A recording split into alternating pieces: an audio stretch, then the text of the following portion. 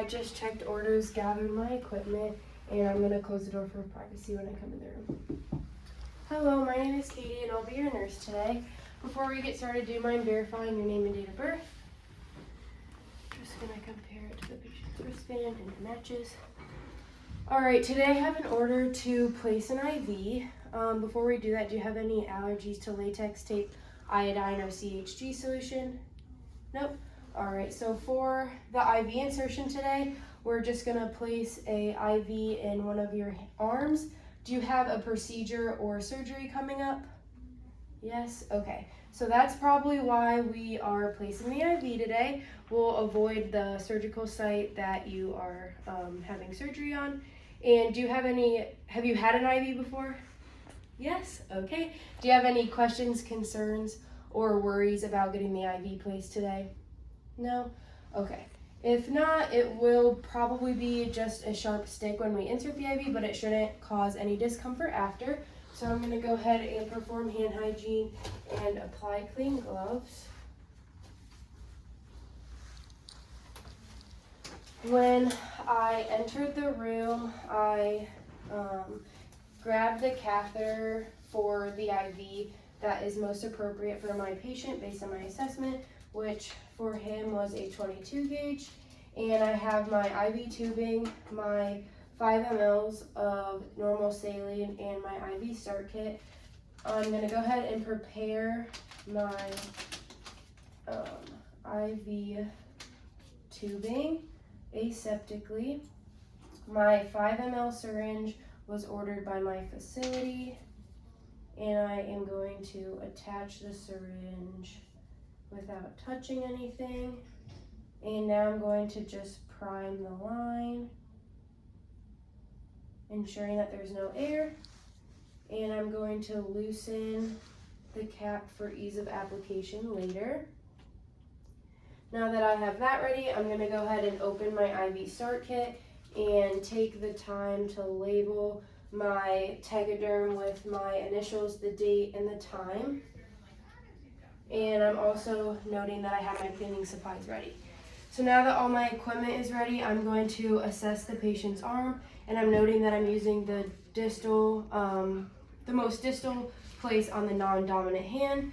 I am noting that they previously had a IV in the hand and in the forearm, so I'm gonna aim for the anacubal area. And I'm also noting that if I have good blood return by doing a downstroke lightly on the vein, and I'm noting that the extremity has no risk for lymphedema. They have no past history of a shunt, fistula, or a mastectomy, and there's no pain or redness on palpation of the vein. So this arm looks like it's going to be a good site for an IV, so I'm going to go ahead and remove my gloves, perform hand hygiene, and apply new clean gloves. I also, before I place the tourniquet, have the patient's arm resting below the heart to ensure adequate blood flow. Now that I have clean gloves on, I'm going to apply the tourniquet about 4 to 6 inches above the planned insertion site, which will be right about there, and I'm feeling for a soft bouncy vein, and I'm feeling that. So now I'm going to go ahead and open up my cleaning solution, and in real life I would pop this and scrub the arm vigorously for 30 seconds in all directions and dispose of this appropriately. And I would let this completely dry without interacting at all with the arm or the drying process. So while that's drying, I'm going to go ahead and open my 22 gauge needle, which, as I stated, was the correct size catheter for my patient based on my assessment.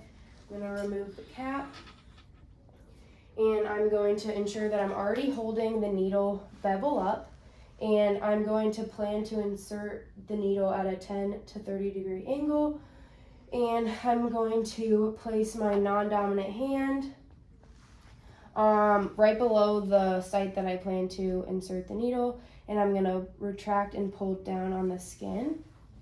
My CHG is dry.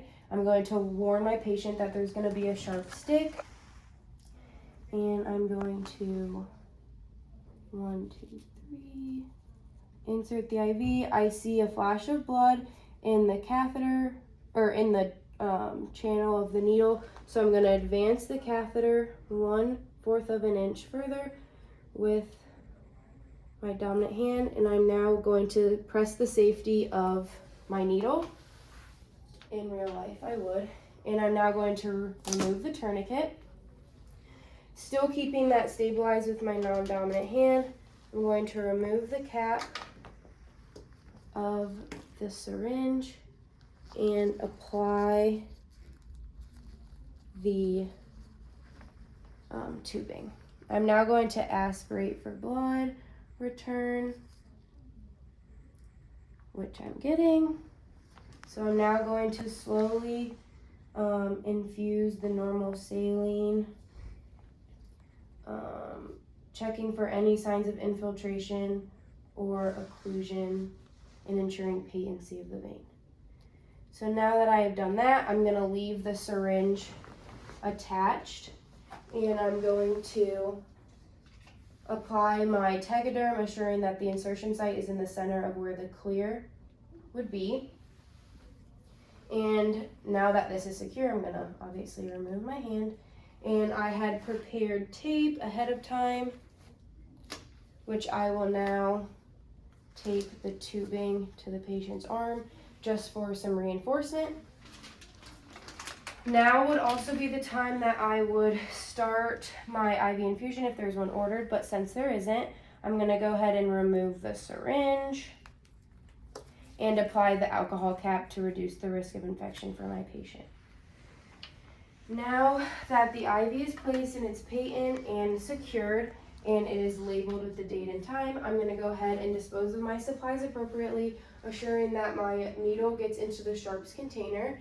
I'm going to remove my gloves, and I'm going to make sure, or perform hand hygiene, and make sure that my patient has all of their personal belongings. I'm going to make sure that the bed is locked and lowered, that they have their call light and the side rails are up.